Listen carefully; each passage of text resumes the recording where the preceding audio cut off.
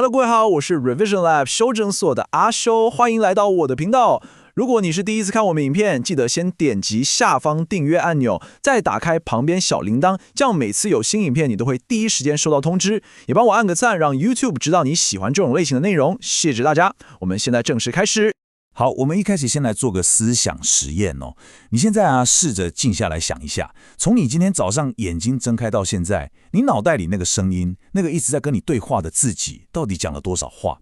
他可能一下提醒你，等一下早餐要吃什么？一下又催你，快点快点，上班要迟到了啦！可能还在回味昨天那场比赛真的超精彩，或是突然又开始焦虑，天哪，下礼拜那个报告到底要怎么办？这个声音说真的，根本就是24小时全年无休，对吧？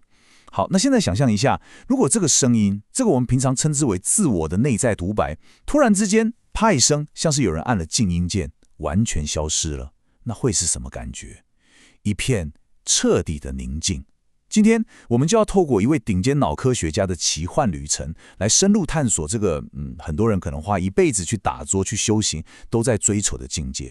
好，那我们故事的主角是一位叫做吉尔泰勒 （Jill Bolte Taylor） 的博士。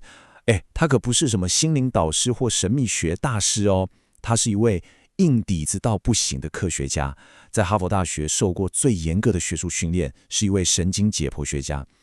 讲白话一点，他的日常工作就是去解剖、去分析我们头颅里面那颗大概3磅重，但却是全宇宙目前已知最复杂的器官，也就是我们的大脑。但他之所以会一头栽进这个领域，其实是源自一个非常非常个人的动机。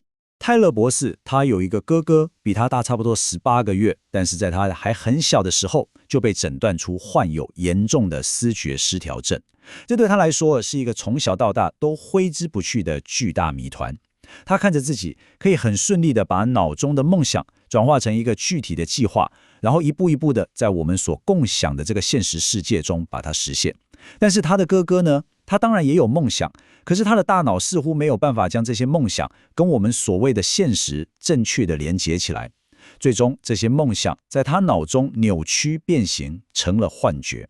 他看着自己最挚爱的亲人活在一个跟现实完全脱节的世界里，他想知道的不是什么哲学或心理学的解释，他想知道的是最根本的问题，他的大脑回路，他的神经线路到底哪里跟我的不一样？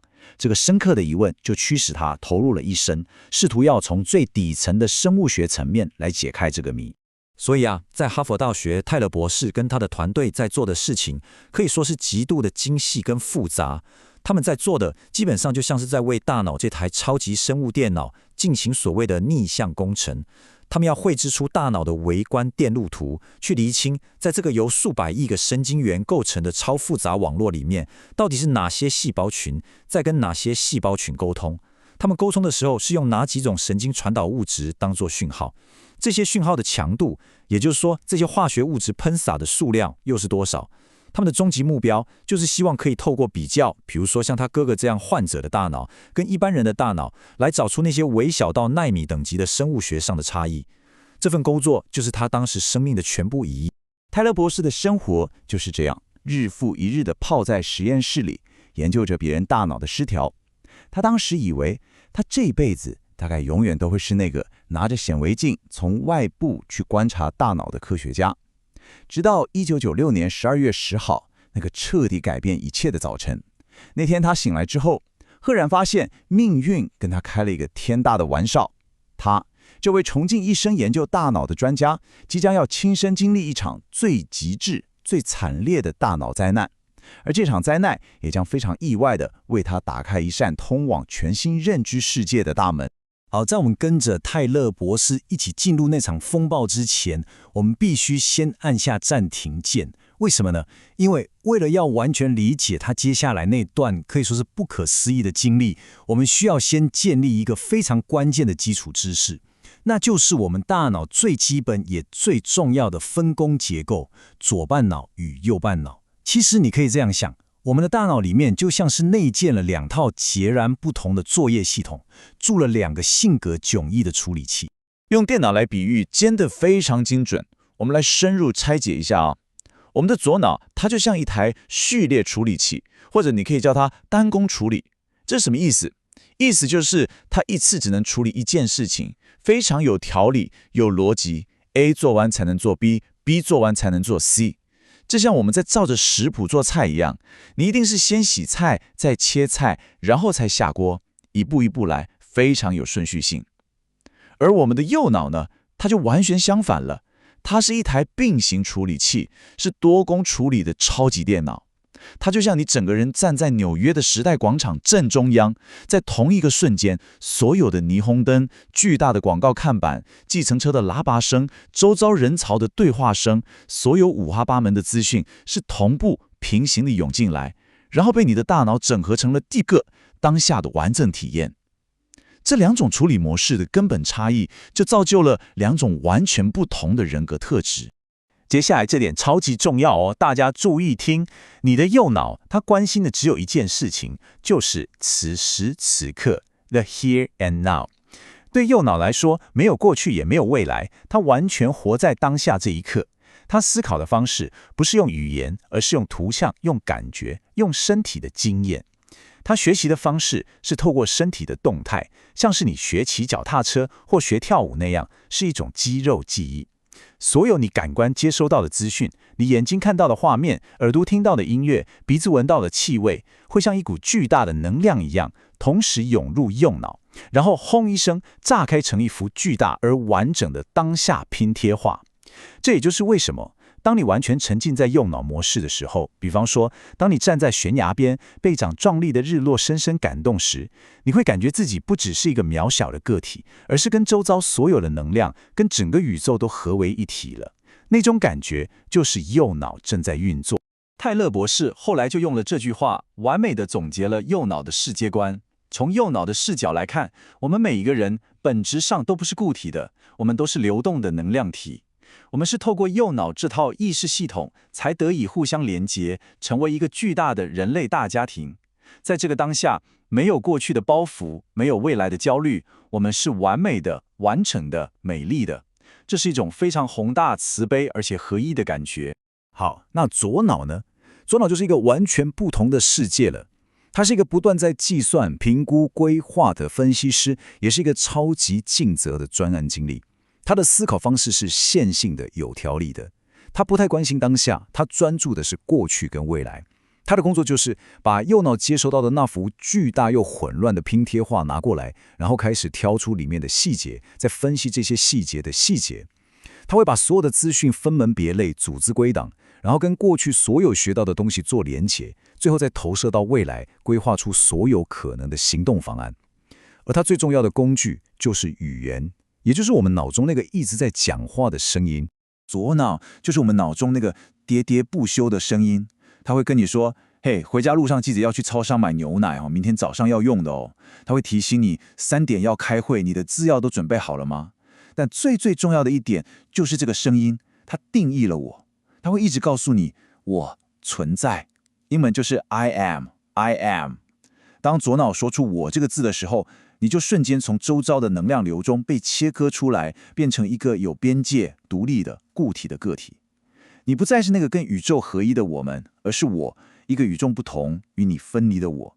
这个我每天都习以为常的自我感，其实说穿了就是我们的左脑创造出来的一个故事。好，了解了左脑这个分析师和右脑这个艺术家之后，我们现在有足够的知识背景了，可以跟着泰勒博士一起回到那个改变他一生的早晨。我们现在就要来看看，当那个负责创造我、负责逻辑、语言和时间感的左脑突然开始当机，一步一步关闭它的功能时，到底会发生什么样不可思议的事情？那天早上7点，他醒来的时候，感觉到左眼后方传来一阵剧痛。他形容那个痛，就像你大口吃冰淇淋那种冻到脑门的感觉，很尖锐。他当时也没想太多，就跳上他平常在家里用的有氧滑翔机开始运动。但奇怪的事情发生了，他看着自己的手，觉得它们变得好像原始人的爪子一样，非常陌生。他看着自己的身体在运动，心里想的是：哇，我真是个长相奇特的生物。他的意识好像从身体里面抽离出来了，变成一个第三人称的观众，在观看自己运动。接着，他走进浴室，身体的动作变得非常僵硬而且刻意。他甚至能听到大脑对肌肉下达指令的微弱声音，非常奇怪。他靠在淋浴间的墙上，看着自己的手臂，然后最奇特的事情发生了。他发现他再也无法定义自己身体的边界了。他手臂的原子核和分子跟墙壁的原子核和分子，在他的感觉里面完完全全融合在一起。他感觉不到自己和墙壁的区别，他唯一能感觉到的就是一股巨大的流动的能量。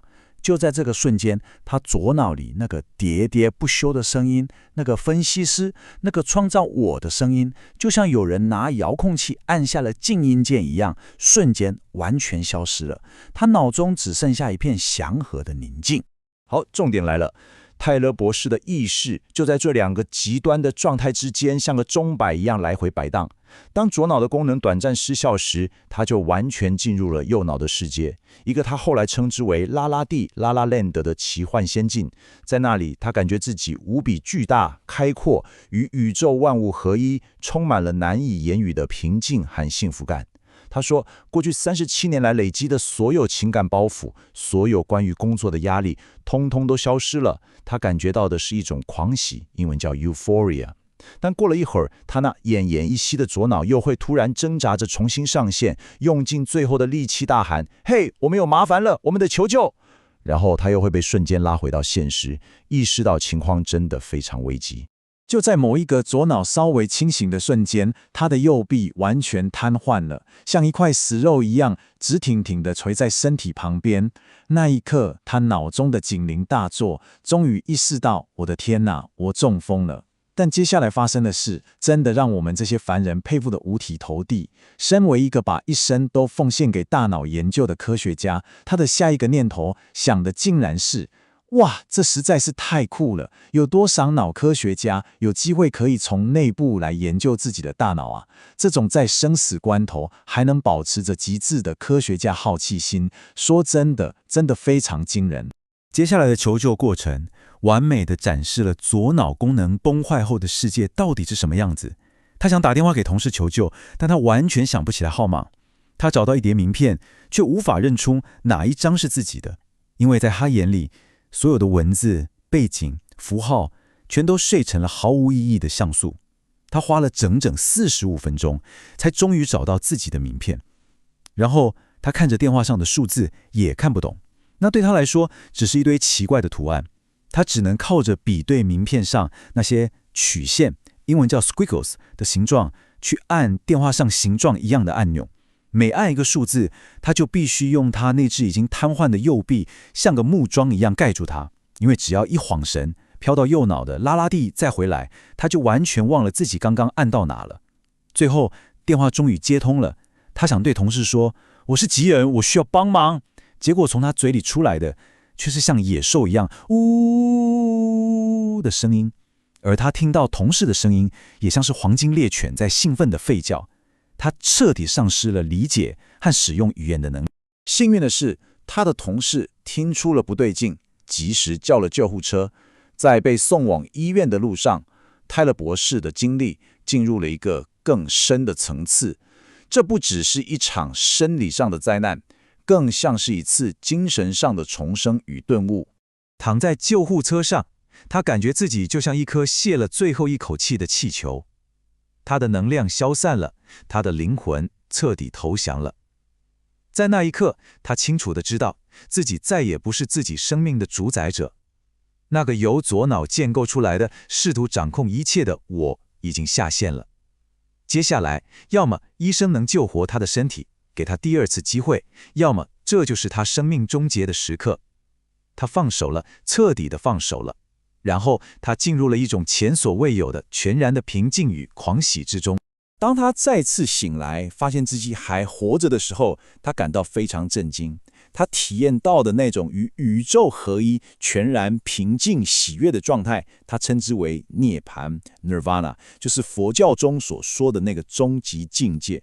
而这个经历带给他一个非常深刻的顿悟。他想，如果我一个普通的科学家能够在活着的时候找到涅槃，那就代表每一个还活着的人，我们的大脑里都天生内建了这套能够体验涅槃的硬体。这个想法成为他后来在艰辛的复健之路上最大最核心的动力。手术移除了他脑中像一颗高尔夫球那么大的血块，但真正的挑战才正要开始。重建一个受损的大脑需要多久？答案是整整8年。他花了8年的时间，像个婴儿一样重新学习走路、说话、阅读、写字，重新建立左脑的功能，让那个分析师我重新上线。但这一次，他是以一个全新的视角在重建自己。他可以有意识的选择，要保留旧有的哪些神经回路，又要舍弃掉哪些。这是一个漫长到我们难以想象的过程。好，我们来到了今天分析的最后一个部分，也是最核心的 take away。泰勒博士的故事，它不仅仅是一个医学上的奇迹，它更给我们每一个活着的人带来了一个非常深刻的启示，关于我们是谁，以及我们可以选择成为谁。经历了这一切之后，泰勒博士意识到，我们每个人的内在其实都同时存在着这两个我，这两种意识。我们可以选择活在左脑的意识里，成为吉尔·泰勒博士，一个知识分子，一个神经解剖学家，一个有名字、有过去、有未来的，从宇宙洪流中分离出来的独立的个体。这就是我们大部分时间的状态，对吧？但我们也可以有意识地选择踏入右脑的意识，在那里，我们是宇宙的生命能量，是由50兆个美丽的分子天才所组成的能量体。我们与万物合一，我们活在永恒的当下。所以这个问题就回到了我们每一个人身上，这两个你想要成为哪一个？更重要的问题是，你在每一天的什么时候会做出这个选择？我们当然需要左脑来处理日常事务，去工作，去规划，但我们是不是也花了太多时间困在左脑那个喋喋不休、充满焦虑的我里面，而忘记了我们还有另外一个选择，一个通往平静、慈悲与连结的选择？这不代表我们要放弃左脑，而是在两者之间找到一个健康的平衡。你可以练习冥想、正念，或者只是单纯的去公园散步，去感受阳光和风，有意识的把注意力从脑中的噪音转移到当下的感官体验上。其实这就是一种选择。最后，泰勒博士给出了一个非常美丽的愿景。他相信，当我们花越多的时间，有意识的选择去启动我们右脑那套深层的内在平静的神经回路时，我们就能投射出越多的平静到这个世界上，而最终我们的星球也会因此变得更加和平。这是一个从个人意识的选择扩展到全人类和平的宏大想法，而这一切的开关其实就在我们自己的大脑里。总结一下今天的重点：第一，我们的大脑就像有2套作业系统，左脑是单工处理的分析师，它创造了独立有逻辑的我；右脑则是多工处理的艺术家，让我们活在当下，感受与万物合一。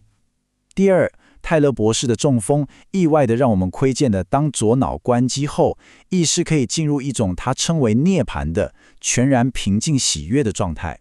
而第三点也是最重要的，这不只是一个故事，而是一个邀请。我们每个人其实都有能力在日常生活中有意识地从左脑的焦虑切换到右脑的平静。这是一个我们可以为自己也为这个世界做出的选择。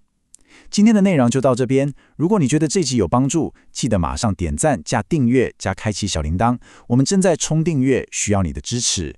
我是阿修，我们下次见，拜拜。